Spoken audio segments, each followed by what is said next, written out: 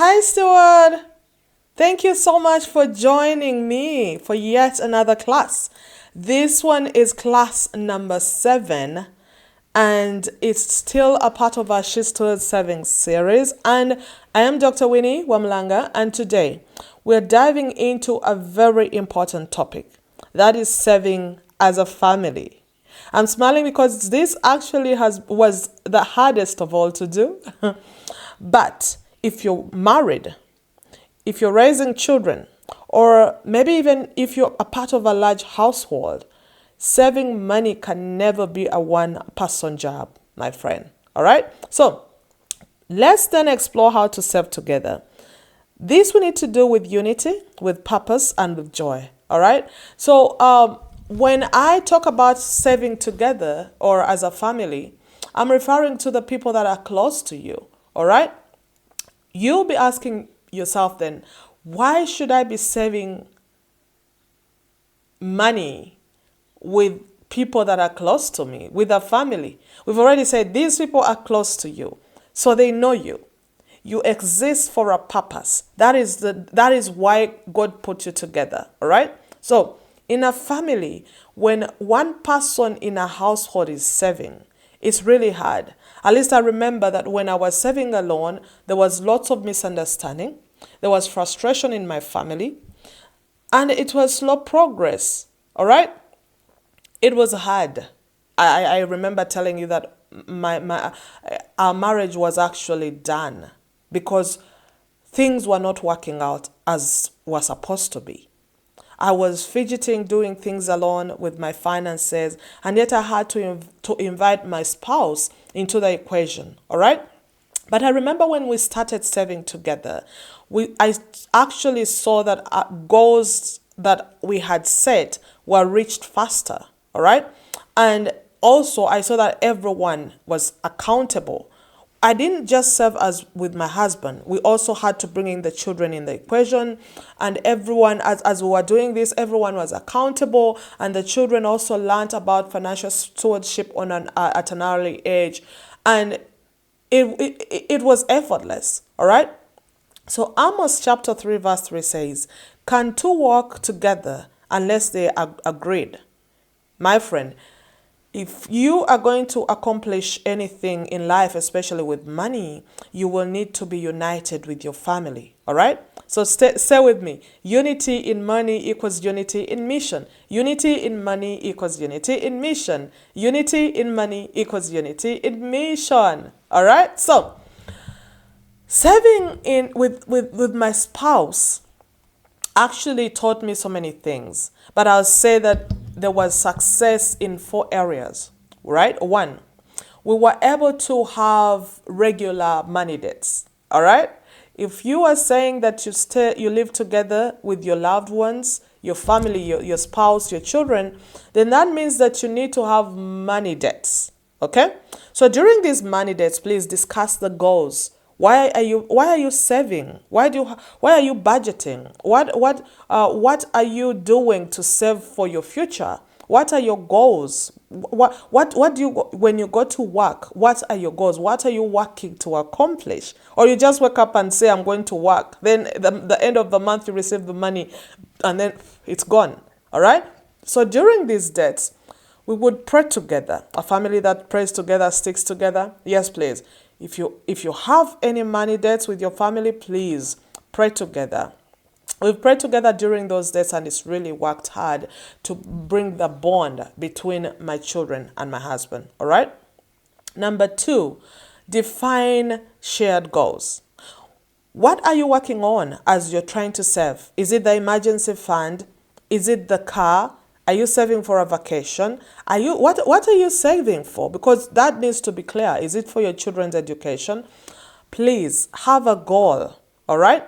Number 3, things that worked for us. When we started to saving together, I said, number 1, we had regular money dates. As we are doing the regular money dates, we were able to pray together. Number 2, we were able to define shared goals. Number 3, we split responsibilities. All right?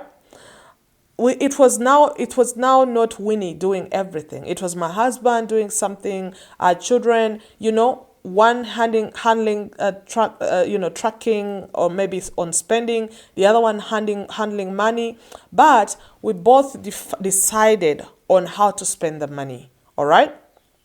And number 4, we celebrated small wins. You too can do it. That's what is advisable. It will create the journey seamless. All right? It will create the journey less stressful. So, for each and every milestone that we accomplished, we arrived to, we praised each other, no matter how small. Even I remember when we started, even when I skipped that coffee, the Starbucks, I had saved money because I was used to drinking that every day. Until when I did that, I realized that actually my family celebrated me because that was a win for us. Money saved is money made, right? So Ecclesiastes 9:4 says, 2 are better than 1 because they have a good return for their labor. Because when couples align on money, they unlock peace and purpose. All right? So, why then do you need to involve your children into your savings? As you are here, when we started at least bringing our children into our savings, we noticed that actually we knew that was helping them learn how to save, even with pocket money. All right. So we taught them the concept of giving, of spending, of saving, and especially the savings jar. All right. If you haven't watched those series, please, the classes on the spending jar, please go back to the previous lessons and you'll be helped. All right. So when we taught our children about savings, they were able to understand that, hey, saving is actually waiting for something that's better. All right. And that everything we have belongs to God. You don't just wake up and spend. It's stewardship. All right. You decide, you involve God in your finances, because as I told you, during the money days, we would pray together. All right. And we were saying that, hey, Lord, please take care of our finances. Let us spend your money wisely. Okay. So the practical tips then for us that we incorporated was using clear jars, or for you can also bring in envelopes, because if you're training the children, it has to be something physical. All right. Then when they save, for example, they loved buying is it blocks money? I forgot Roblox. And so when they were not spending on Roblox anymore, or when they were spending less on Roblox, we would praise them. And it was not just giving them gifts. During the money dates, we would thank them for doing that. And, they would feel empowered. All right. So I've talked about the money talks. Please, just make it age appropriate. Anything mature, do not include them. All right. So Proverbs 22:6 says, train up a child in the way he should go. Please train up your children in the way they should go. All right. If you have not done that, then you will not expect these children to be good stewards if they never see any stewardship in action. Just imagine, what if we had learned these things earlier? We would really have saved so much. All right. So the tools that helped us as a family, and I recommend you can use, were: 1, we used shared budget spreadsheets. All right. We used Google Sheets as a family, but now, of course, we are graduating to apps like Good Budget or Every Dollar. You can do that too. All right. Number 2, there was the family savings challenge. For example, we started by saying, okay, maybe we will start by saving $5 as a family per day. All right. When in fact, we started with 10, I remember, because I was saving on Starbucks, my husband was spending on something, our children were spending on something, but we decided that no, the 10, as a family, let's try to save that, because The money that I did not use for Starbucks, the money they didn't use for any other thing, it was brought into our jar. And by the end of the month, we would say that now we have made $300. All right? That was really good. Number 3, use visual goal charts. You can print out saving thermometers for each goal. All right? Then number 4, use family meetings. We've talked about those. And I said that they need to be age appropriate. They need to be positive. And everyone has to be involved in the progress. Especially the children. Especially even the quiet spouse. Please, because you speak so much, it's normally the ladies. At least for my family, yes. Do not say that you're going to be representing the family even during the money talks. Let at least everyone say something, even the quiet ones, all right? So as you're learning to serve together, you are becoming more united as a family, okay? And then as you're being united, unity attracts blessings. At least that's what happened to mine. Because before, everyone was doing their own thing. But now after we started working together towards, a shared financial goal, we saw that there was more unity in our family. All right? So Psalm 133 verse 1 says, how good and pleasant it is when God's people live together in unity. All right? So as we close, let's encourage each other, my friends.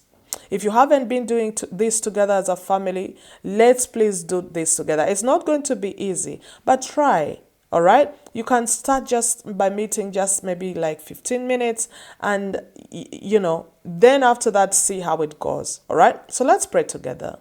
Father, we thank you for our families. Please teach us to work together in financial unity. Give us one heart and one mind as we serve for your purposes. Let our homes be places of wisdom, peace, and stewardship. And in Jesus Christ's name we have prayed. Amen. So I'll leave you with an action, with a challenge this week. Or even today. I'm requesting 1. Schedule a 15-minute money conversation with your spouse or kids. I would like to know how that goes. Okay? Number 2, set one family savings goal. Because normally I say 15 minutes, you can decide. We said 15 minutes, but actually it went to over an hour. For some families I've worked with, they started with 15 minutes and then now they are graduating to, to more time. It depends on what works for you. Please do not do what others are doing. Do what will work for your family because our families are different. All right? Number 2, I said, set one family savings goal together. Not alone, together. Let it, even if it's small, you're just starting. It's not going to be easy starting and you're making things complicated. All right? Number 3, choose a fun visual tool. Maybe it's a goal tracker, maybe it's a jar or even a chart. All right? I promise you'll be encouraged doing this together as a family and encouraging each other. All right? So please comment below. My family serves with purpose. Up next will be class number 8, and it will be about how to save on a small income. Yes, you don't want to miss that. So thank you so much for joining me again. This is Winnie Wamulanga, and I'll see you next time for the next class. Until then, please stay blessed. Thank you. Bye.